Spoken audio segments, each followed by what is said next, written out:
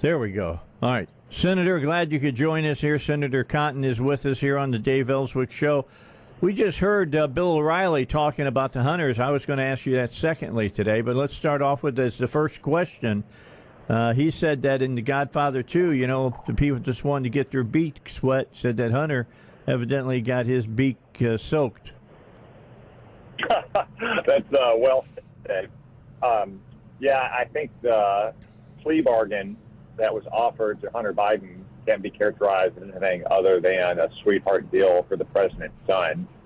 Because they don't touch on the most serious allegations against Hunter Biden, which is the corruption as well as potential bribery. And remember, this has never been about Hunter Biden, who's obviously a troubled soul, but this is rather about the Biden family using Joe Biden's public positions to trade favors and peddle influence. It's not just Hunter Biden. I mean, it's his brother and his sister and others as well. Those are the most serious allegations. That's what the House of Representatives is investigating.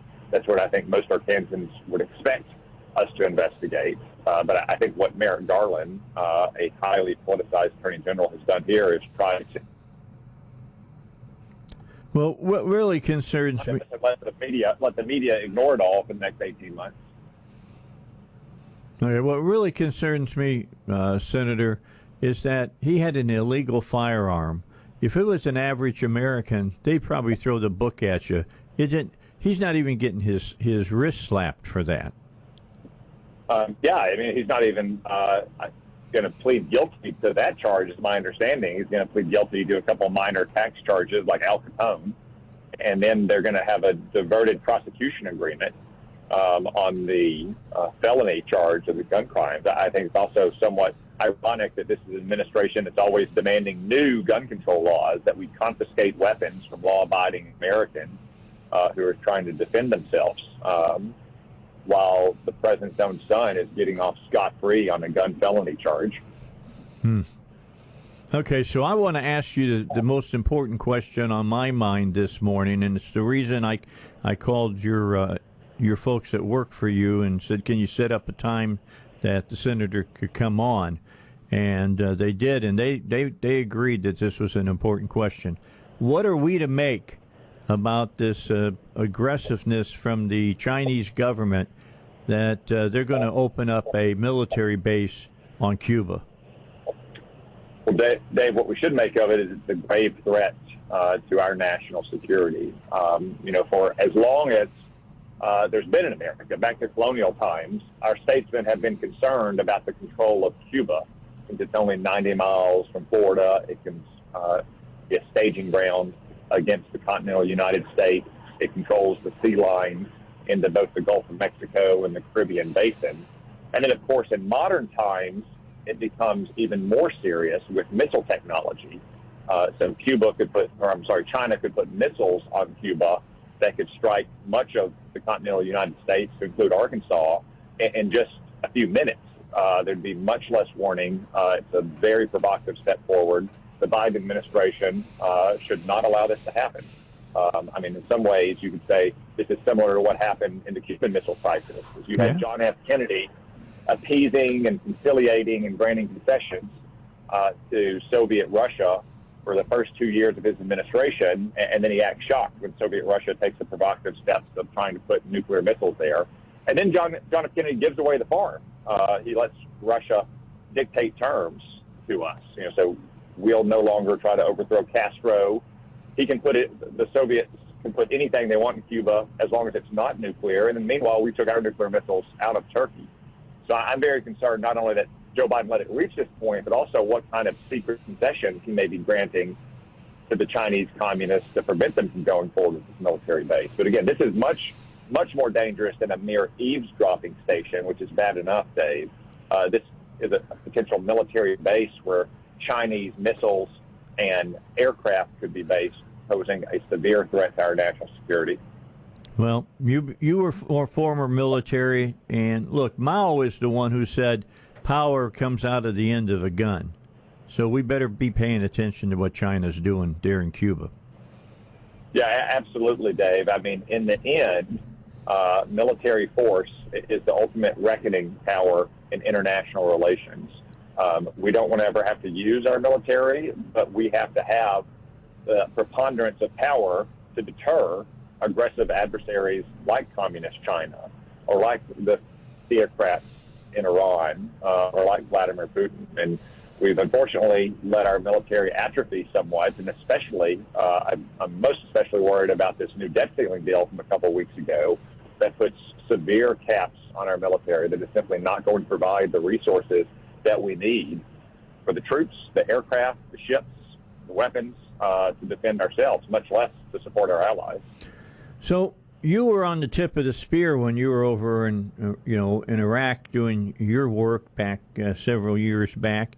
Did you have any fellow unit members who were wearing dresses while you were doing that?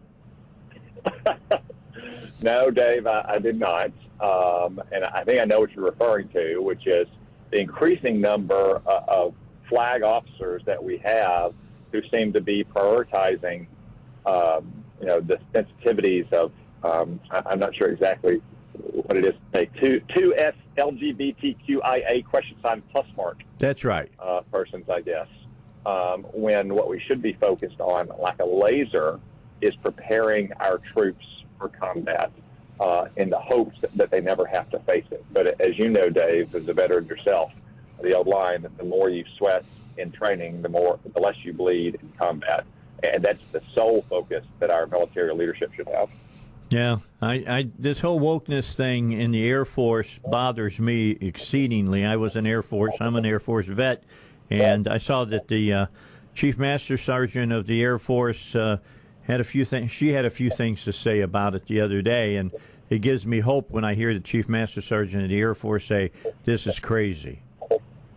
Yeah, a lot of this stuff is crazy. I can tell you it's throughout the services. The men and women with whom I served my time in the Army are now taking over battalion command, taking over brigade command, and they see it. I'll just give you one anecdote. One commander said, I am forced to ensure that 100% of my personnel, to include those on leave, to include those on terminal leave, about to leave the Army, have to take a healthy sexuality briefing. And what? My higher head, yeah, exactly. And Dave, it's not healthy sexuality like our grandparents had in World War II. I bet. I can assure you of that.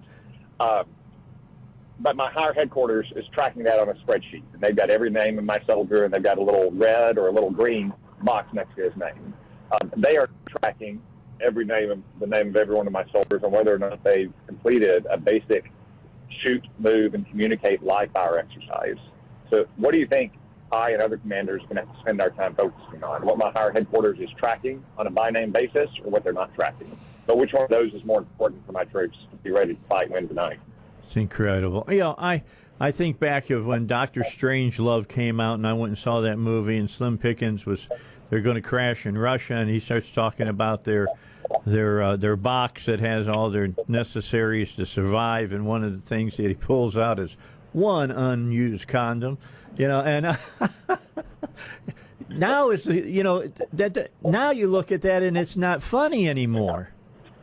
Yeah. Now I will say this, Dave. The fortunate thing is this can be turned around pretty quickly. Good. We're in the middle today of writing the annual defense bill. We started yesterday. I think we'll finish later today, if not tonight.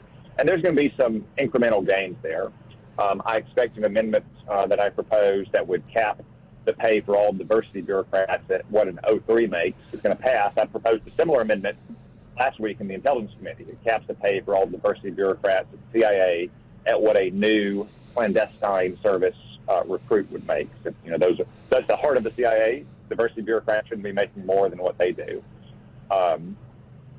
All that can be done legislatively, but in the end, all it takes is a change in leadership in the White House and the Pentagon, and a simple directive by the Secretary of Defense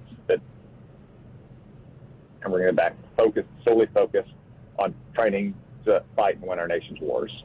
Right. I'm very confident of that, and that's one reason why it's so important that we win back the White House next year and get a great new leadership team at the Department of Defense. I agree with that wholeheartedly. Senator, thanks so much for the time. Senator Tom Cotton here on the Dave Elswick Show. We'll let you get to work.